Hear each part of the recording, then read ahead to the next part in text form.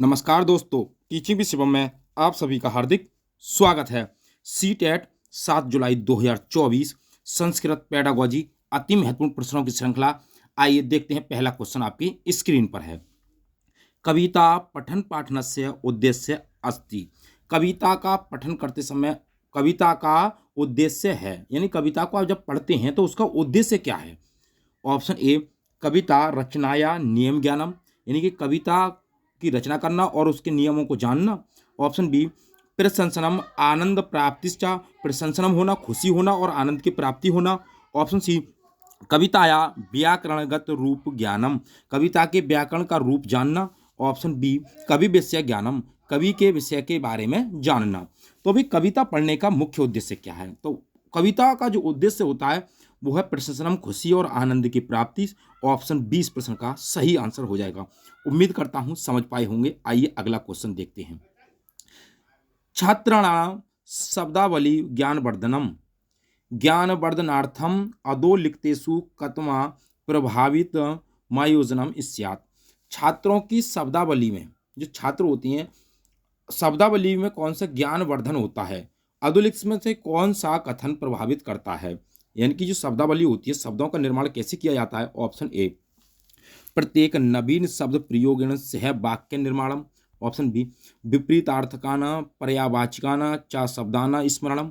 Option C, प्रस्तुत संदर्भ अनुसारम नवीन शब्दानाम अर्थ अनुमानम। Option D, प्रत्येक नवीन शब्दार्थम शब्दकोश परामर्शम। सही आंसर इसका ऑप्शन नंबर सी हो जाएगा। क्यों? क्योंकि प्रस्तुत संदर्भ अनुसार करना चाहिए, नवीन शब्दों का प्रयोग करना चाहिए और अर्थ बताते हुए। ऑप्शन सी इस प्रश्न का सही आंसर हो जाएगा। अगला है, भाषा शिक्षका छात्राणां दोषम पश्यम। भाषा शिक्षक एक भाषा का शिक्षक है, छात्रों के दोषों को जानता है। कैसे?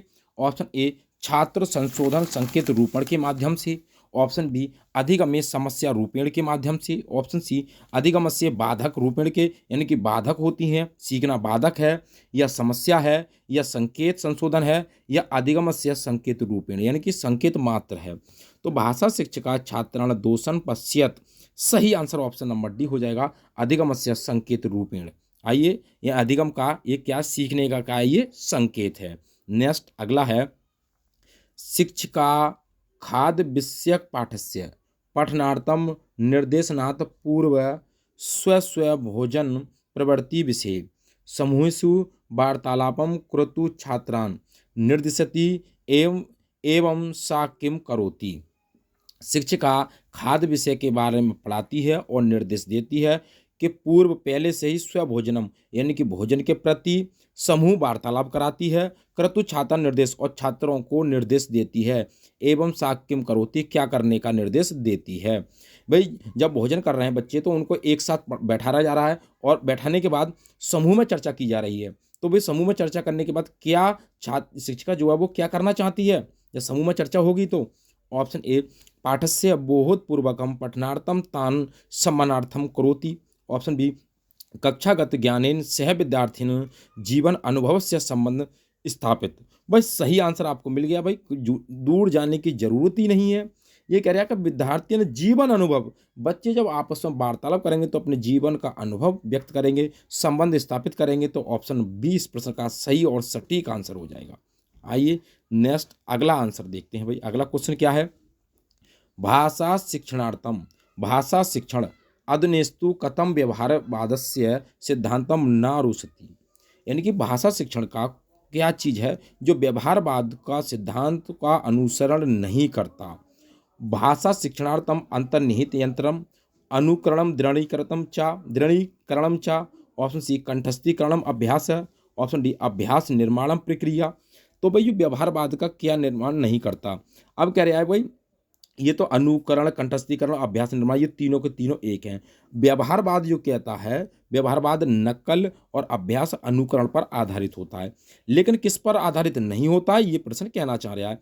तो अंतर्निहित क्षमता होती है, तो ये होता है अभी चॉम्स्की का है कि भाई बच्चे के अंदर जन्मजात क्षमता होती है सीखने की। तो ऑप्शन नंबर ए इस प्रश्न का सही आंसर हो जाएगा, ये अनुसरण नहीं करता है। नेक्स्ट अगला क्वेश्चन है, अधोलिखितेषु कथमा उक्तिषु उचिता।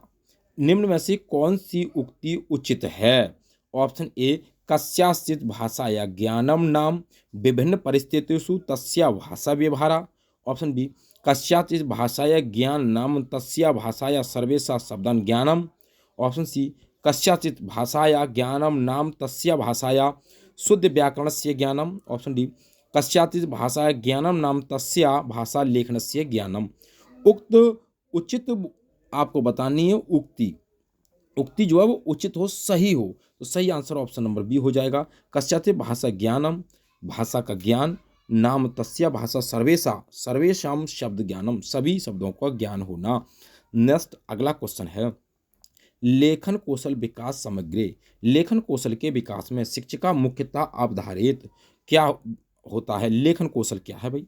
ऑप्शन ए काल मर्यादम, यानी कि समय की मर्यादा है। सुंदर हस्ताक्षर, नहीं भैया ऐसा कुछ नहीं है। व्याकरण, ऐसा कुछ नहीं है। भाव अभिव्यक्ति, भावों को अभिव्यक्त करना ही लेखन कौशल कहलाता है। ऑप्शन डी इस प्रश्न का सही और सटीक आंसर है। नेक्स्ट, यदि वीडियो आपको अच्छी लग रही हो, क्वेश्चन आपको अच्छी लग रहे हैं, तो वीडियो को ज़्यादा से ज़्यादा शेयर करें और लाइक करें और कमेंट बॉक्स में अपना सुझाव भी अवश्य दें। आइए अगला क्वेश्चन देखते हैं। सुरेश एक भाषा शिक्षक अस्ति। सुरेश एक भाषा शिक्षक है। सा छात्रान एकस्मिन् ग्रामे परिभ्रमितो निर्देशं। छात्रों को निर्देश देता है किसके लिए? ग्राम का परिभ्रमण करने के लिए। तत्र आपणम सूचना पट्टम, वहाँ बाजार का सूचना पट्ट है। पठितम तदुपरांत विवरणम, और उसका विवरण देता है। धातु कथ्यतम चा एव विधि गतिविधि किम कथ्यते। ये क्या विधि है? ये कौन सी विधि है?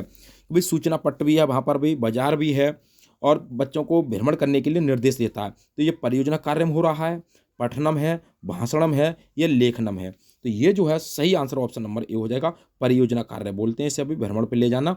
आइए नेक्स्ट अगला क्वेश्चन होता है। अगला क्वेश्चन है अधस्तनेषु किम श्रवण पूर्व गतिविधि अस्ति। श्रवण की पूर्व गतिविधि कौन सी है? ऑप्शन ए परिच्छेदस्य भाव आदाय आदाय तदगत प्रश्नानाम उत्तर लिखितम छात्र निर्देशिति।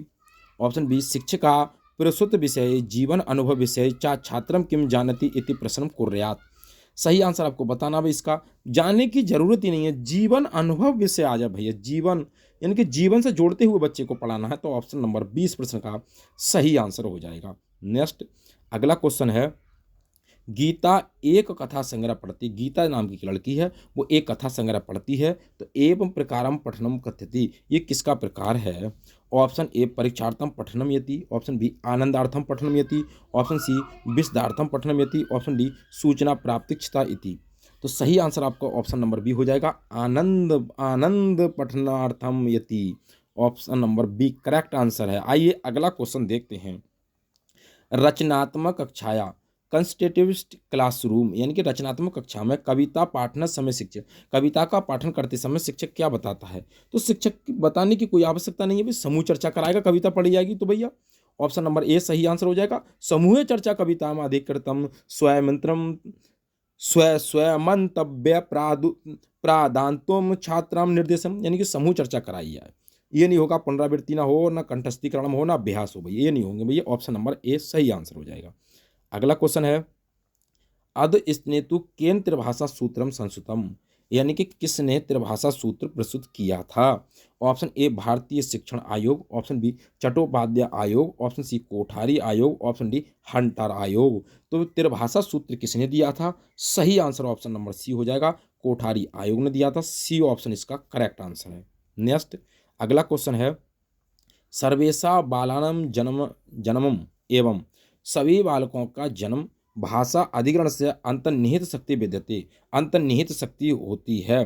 बच्चे के अंदर ये बताते थे चौमस्की साहब कि बच्चा जब अधिग्रहण करता है, यानी कि बच्चा जब अधिगम करता है, सीखता है, अधिग्रहण करता है, तो बच्चे के सीखने की क्षमता जो होती है वो जन्मजात अंतर्निहित शक्ति होती है उसके अंदर, यानी कि उसके अंदर एक डिवाइस लगी होती है। ऑप्शन ए सार्वत्रिक व्याकरण विशिष्ट है। ऑप्शन बी सार्वत्रिक सत्य विशिष्ट है। ऑप्शन सी सार्वत्रिक मार्ग विशिष्ट है। ऑप्शन डी सार्वत्रिक शब्दकोश विशिष्ट से। सही आंसर ऑप्शन नंबर सी हो जाएगा, सार्वत्रिक मार्ग विशिष्ट। ऑप्शन नंबर सी सही आंसर। अगला है भाषाया कौशल चतुष्टयम अतिरिच्य अधुलिखितेषु अपर कौशलम किम अस्ति। भाषा का चतुर्थ कौशल है, अतिरिक्त निम्न में से कौन सा उसका उपकौशल है? ऑप्शन ए सर्जन कौशल है। ऑप्शन बी संप्रेषण कौशल है। ऑप्शन डी अध्ययन कौशल है। ऑप्शन डी चिंतन कौशलम है। तो कौन सा कौशल है? सही आंसर ऑप्शन नंबर सी हो जाएगा, चिंतन कौशलम। ऊपर उपयुक्त कौशल कौन सा है? तो चिंतन कौशलम हो जाएगा, सी ऑप्शन इसका करेक्ट आंसर है। नेक्स्ट अगला है बहुभाषिकताया उपयोग। बहुभाषिकता का उपयोग करना है संसाधन साधन रूपेण अनिवार्यता क्रियतन इन, यानी कि बहुभाषिकता की जो कक्षा है, बच्चों को बहुभाषिक होते हैं, बच्चे बहुभाषी होती हैं, उनका उपयोग करना है साधन के रूप में, अनिवार्य रूप से होता है, बिल्कुल ठीक है। ऑप्शन ए बहुवी भाषावी बाला अस्तव्यता भवंती। ऑप्शन बी कहता है बाला बहुना भाषणम अधिगम कुर्य। ऑप्शन सी शिक्षिका बहुना भाषणम अधिगम कुर्यात। ऑप्शन डी प्रत्येक बाला स्वविध्यत स्वीकृतम चा यति अनुभवती। सही आंसर आपको बताना ऑप्शन नंबर डी हो जाएगा, प्रत्येक बालक के लिए, प्रत्येक बच्चे के लिए सुविधा है स्वीकृत चा अनुभवती, और उनका अनुभव स्वीकार करना चाहिए।